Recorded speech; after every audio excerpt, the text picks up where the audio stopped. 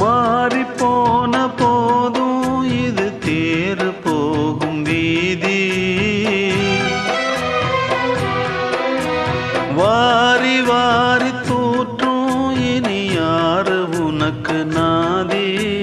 பாசம் வைத்ததாலே நீ பயிரை காத்த வேலி.